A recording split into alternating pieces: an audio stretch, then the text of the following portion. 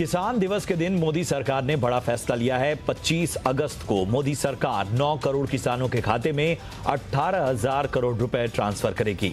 इस बात की घोषणा केंद्रीय कृषि मंत्री नरेंद्र सिंह तोमर ने की है। तोमर ने कहा कि 25 दिसंबर को प्रधानमंत्री नरेंद्र मोदी खुद बटन दबाकर ये पैसे किसानों के खाते में ट्रांसफर करेंगे। 25 दिसंबर को जब सुशासन दिवस है, उस दिन 9 करोड़ किसानों को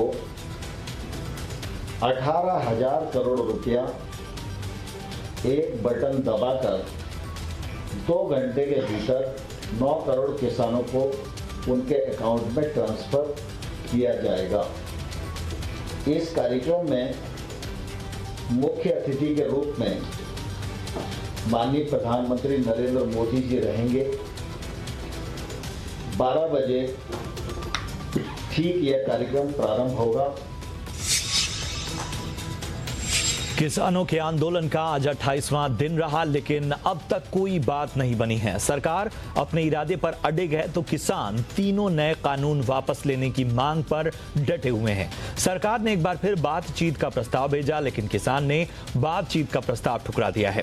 सिंघू बॉर्डर पर किसान 40 संगठनों के जो किसान हैं, उनकी बैठक में यह फैसला लिया गया।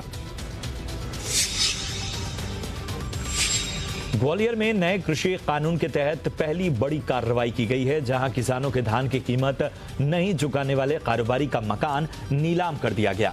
नीलामी से मिले पैसे से प्रशासन ने किसानों की रकम चुकाई। आरोपी कारोबारी 2 दिसंबर को परिवार समेत गांव से भाग गया था।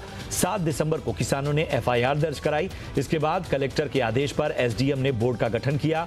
बोर्ड ने 13 दिसंबर को नए कृषि कानून के तहत व्यापारी की संपत्ति कुर्क करने का आदेश जारी कर दिया। कारोबारी की तलाश की जा रही है। स्टाम्प ड्यूटी में छूट देने के बाद मुंबई में घरों की बिक्री से उत्साहित राज्य सरकार बिल्डर्स को और राहत देने की तैयारी कर रही है।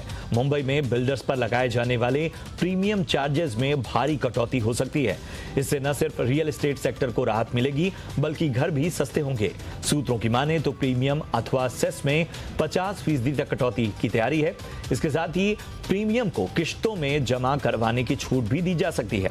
प्रीमियम चार्ज घटने से बिल्डर की लागत घटेगी और इससे घर भी सस्ते होंगे। कोरोना के चलते महाराष्ट्र सरकार ने राज्य के सभी महानगरपालिकाओं में 5 जनवरी तक नाइट कर्फ्यू लगा दिया है। ऐसे में राज्य की होटल इंडस्ट्री की मुश्किलें बढ़ गई हैं। इंडस्ट्री ने कम से कम कर्फ्यू में 2 घंटे की ढील देने की मांग की है। आज इंडस्ट्री ने राज्य के टूरिज्म मिनिस्टर आदित्य ठाकरे से मुलाकात के लिए समय मांगा था, लेकिन उन्हें अभी तक समय नहीं मिला। दरअसल राज्य के बड़े शहरों में 5 जनवरी तक रात 11 बजे से सुबह 6 बजे तक कर्फ्यू रहने वाला है। ऐसे में होटल कारोबारियों को कारोबार ठप रहने की आशंका सताने लगी है। इस बीच मिशन बिगिन अगेन के तहत महाराष्ट्र सरकार ने राज्य में वाटर स्पोर्ट्स की अनुमति दे दी है। साथ ही नौका विहार, इंडोर मनोरंजन गतिविधियां, अम्यूजमेंट पार्क को भी खोलने की मंजूरी दे दी गई है। राज्य सरकार की तरफ से जारी आदेश के मुताबिक कंटेनमेंट जोन के बाहर ही इस तरह की गतिविधियों को अनुमति दी गई है। बता दें कि कोरोना की वजह से वाटर पार्क, नौका विहार और अम्यूजमेंट पार्क बंद पड़े हैं।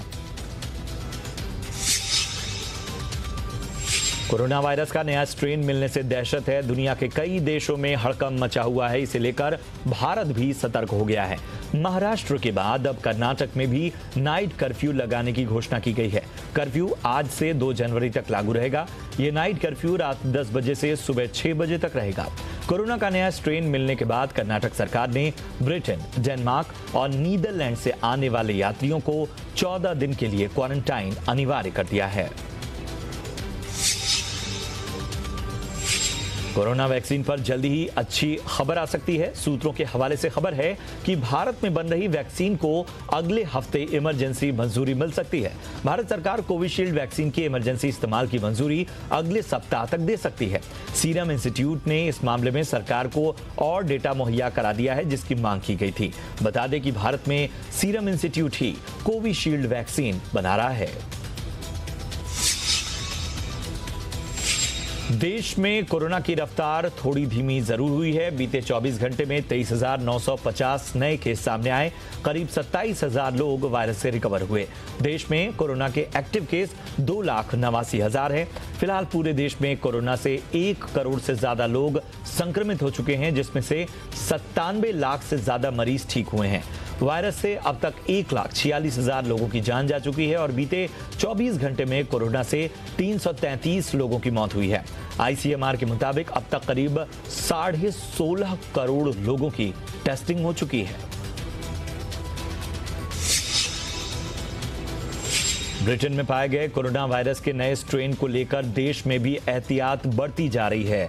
मंगलवार रात से ब्रिटेन से भारत आने और जाने वाली सभी फ्लाइट रोक दी गईं। वहीं ब्रिटेन से हाल ही में आए 21 यात्री कोरोना संक्रमित पाए गए। इनमें अमृतसर में 8, दिल्ली में 6, अहमदाबाद में 4, पश्चिम बंगाल में 2 और चेन्नई में ब्रिटेन से आया 1 व्यक्ति संक्रमित पाया गया। हालांकि इन सभी 21 यात्रियों में नया स्ट्रेन है कि नहीं, इसकी जांच की जा रही है।